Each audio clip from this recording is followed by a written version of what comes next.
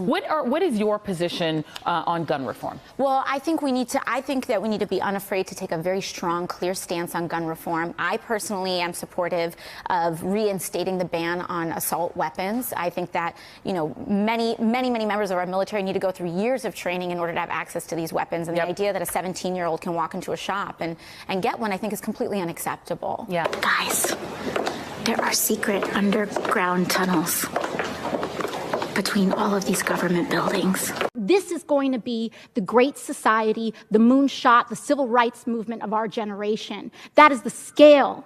That is the scale of the ambition that this movement is going to require. We need to understand and take a step back as to how we got to this point in the first place. Our current leadership was appointed. Yep. It was not elected. Yep.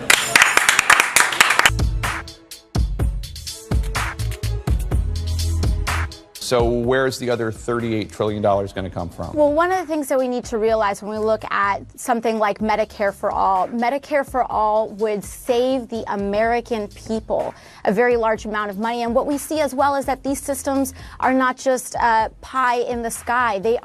Many of them are accomplished by every modern civilized democracy in the Western world. The United Kingdom has a form of single-payer health care. Canada, France, Germany. What we need to realize is that these investments are better.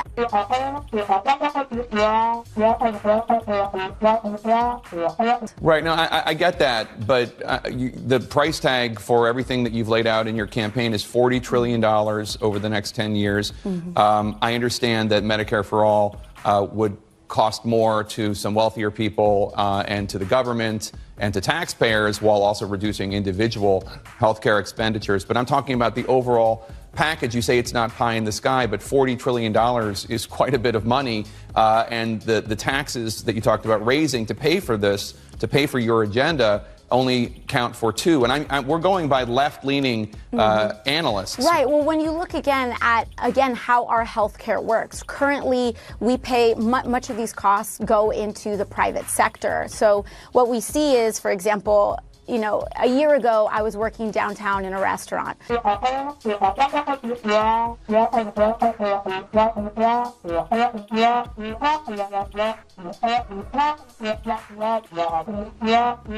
It is an externality, if you will, of unprecedented amounts of student loan debt. I'm assuming I'm not going to get an answer for the other $38 trillion, but we'll have you back and maybe we can go over that. She is the leader of Speaker, or rather Leader Pelosi. Hopefully, we'll see. She's the current leader of the party, and I think that the party absolutely does have its leadership in the House. We have our leadership in the Senate as well. So I have 10 big ideas that you have. I have my list. Okay. Okay. So can we go by one by one? Let's do it. All right. Okay. So number 10. Countdown. Medicare for all. Is it too expensive? No. People often say, how are you going to pay for it? And I find the question so puzzling because how do you pay for something that's more affordable? How do you pay for cheaper rent? How do you pay for, you just pay for it. We're paying more now. So it's not that we're saying this whole system is free. Yeah. It's saying it is free of cost at the point of service. So that means that you're not delaying going to the dentist. You're not, because you don't have the cash at the point of service. Number 9, tuition-free public universities for all. Who'll pay for that? So we already pay for tuition-free K through 12.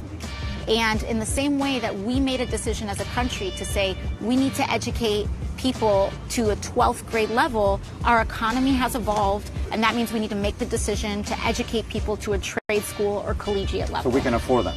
Absolutely. And if we work our butts off to make sure that we take back all 3 chambers of Congress,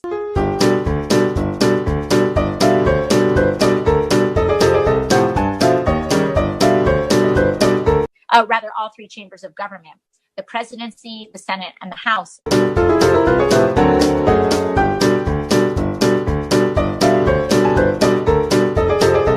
We can't start working in 2020